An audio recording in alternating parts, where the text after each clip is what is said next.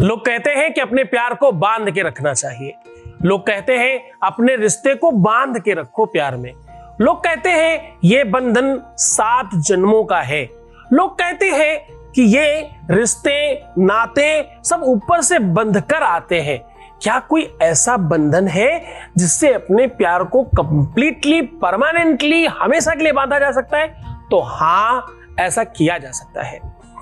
आपको यहां गांठ मारनी है उनके नाम से, उसके बाद उनके दिल में, जहन में, दिमाग में सिर्फ तुम्हारे ख्यालात उमड़ उमड़ कर बाहर आएंगे और आपकी तरफ आने के लिए विवश होगा आपका प्यार। हमेशा के लिए बन जाएगा। 7 जन्मों के लिए पाना चाहते हो उसे, तो बेहतर सॉल्यूशन है ये। जानिए पूरा विश्लेषण।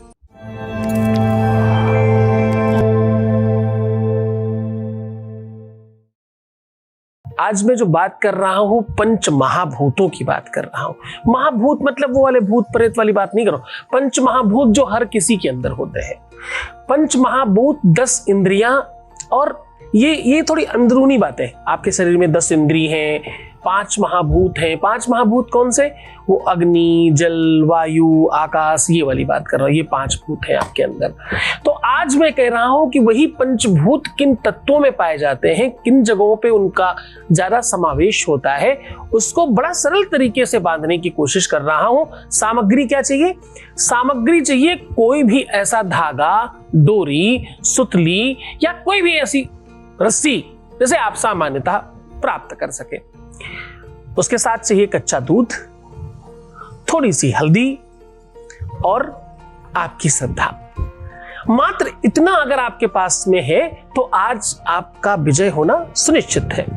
अगर नदी के किनारे टूट जाए तो क्या होगा? बाढ़ आएगी और उसका आतताई रूप दिखाई पड़ेगा। इसीलिए किनारों में बंधी हुई नदी बहुत लहराकर सुनिश्चित तरीके से चलती और सुंदर लगती है।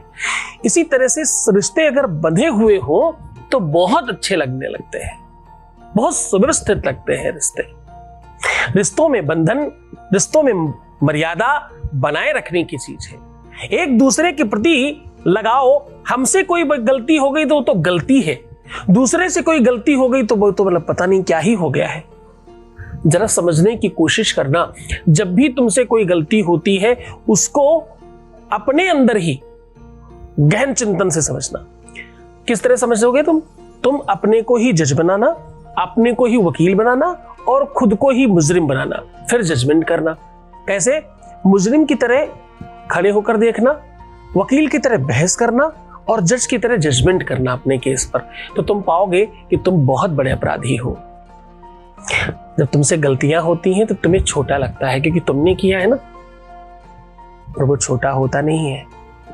हमेशा जो भी प्रमाण पत्र तुम्हें मिल रहा है, जो रिजल्ट मिल रहा है, वो रिजल्ट बहुत सोचा समझा रिजल्ट है। आपको किसी ने आपको छोड़ा है तो भी, कोई आपसे दूर हुआ है तो भी, कोई आपसे रूठ गया है तो भी, कोई बहुत झगड़े करता है तो भी, बहुत बड़ा प्रमाण है कि गलती तुम्हारी भी पर्याप्त मात्रा में है, बस तुम समझ नहीं पा रहे हो। उसे समझने की आवश्यकता है। जब तुम समझोगे तो सब ठीक हो जाएगा। तो आज मैं कह रहा हूं गांठ मारो भाई, बांध लो अपना रिश्ता हमेशा के लिए। जानना का चाहते हो कैसे करना है? एक छोटा सा अनुभव लेते हैं, उसके बाद बताते हैं। Voice message please. प्रणाम गुरुजी, आपके चरणों में कोटि कोटि। गुरुजी, आपने कहा था कि मैं और मेरे पति बहुत जल्द एक साथ रहेंगे और मेरे पति की नौकरी जल्द ही दिल्ली में वापस लग जाएगी। आपकी कृपा से गुरुजी, मेरे पति अगले महीने दिल्ली वापस आ रहे हैं। ये सब आपकी कृपा और आशीर्वाद से हुआ है गुरुजी। परसों आप मेरे सपने में आए थे और आज ये न्यूज़ मुझे सुनने को मिली है कि मेरे पति की जॉब दिल्ली में कंफर्म हो गई है। गुरुजी, ये सब आपका आशीर्वाद से हुआ है। बहुत बहुत धन्यवाद, बहुत बहुत साधुवाद, बहुत आशीर्वाद। सब तुम्हारा ठीक हो, तुम हर तरफ से प्रसन्न हो, तुम्हारी इच्छाओं की पूर्ति हो और तुम्हारी किसी भी तरह से कोई अभिलाषा अधूरी न रह जाए। ईश्वर सब आपको दे। सबसे पहले तो खूब सारा प्यार दे, क्योंकि तुम श्रद्धावान हो, तुम विश्वास रखते हो अपने गुरु पर। आपका विश्वास, आपके गुरु के चरणों में अनुराग है आपका। बहुत धन्यवाद आपका। तो मैं कह रहा हूं कि इस प्रकार से गांठ बांधने से आपका सब कुछ बन जाएगा। सब कुछ मतलब अच्छा वाला रिश्ता बनकर आपकी तरफ आएगा। उस रिश्ते को बांधकर खींच लो ना अपनी तरफ। आपने सुना होगा ना, रही मन धागा प्रेम का, मत तोड़ो चटकाए, जोड़े से फिर ना जुड़े, जुड़े गांठ पड़ जाए। तो आज उस गांठ को रिमूव करेंगे एक और गांठ लगाकर। क्यों? क्योंकि विषस्य विषम औषधम, हर विष की औषधि दूसरा विष होता है। क्या करना है आपने? आपने करना यह है कि आपके अपने 3 हाथ की रस्सी, डोरी, सुतली, रेशम, धागा, ऊन, कलावा, जो मिले वो ले लीजिए और उसको खूब अच्छे से कच्चे दूध से धो लीजिए।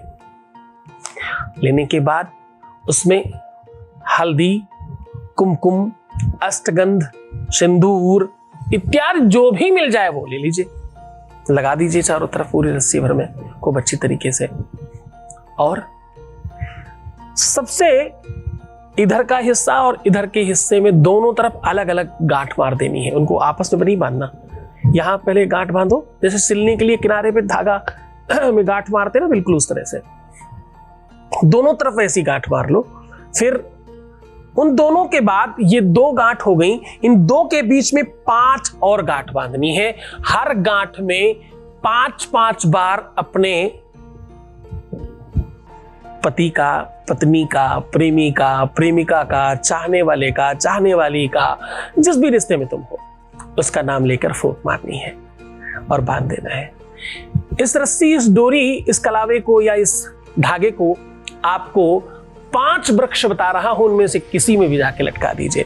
आम, पीपल, बरगद, पाकड़ और नीम, इनमें से किसी भी पेड़ में बांध दीजिए।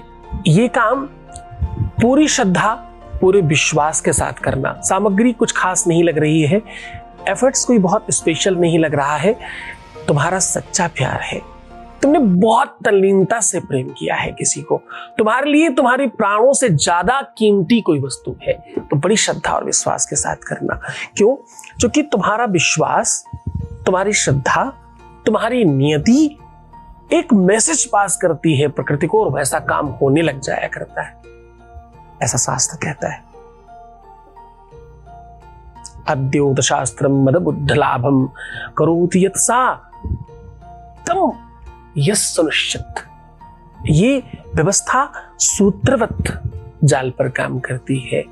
तुम बहुत खुश रहो, प्रसन्न रहो, आनंदित रहो, तो मुस्कुराओ ना, थोड़ा सुंदर बनने की कोशिश करो। हर आधे घंटे में प्रणाम करके पानी पीना, अपना बहुत ख्याल रखना। तुम्हारे गुरु का 100% साथ आपके साथ है। धन्यवाद। ओम नमः शिवाय।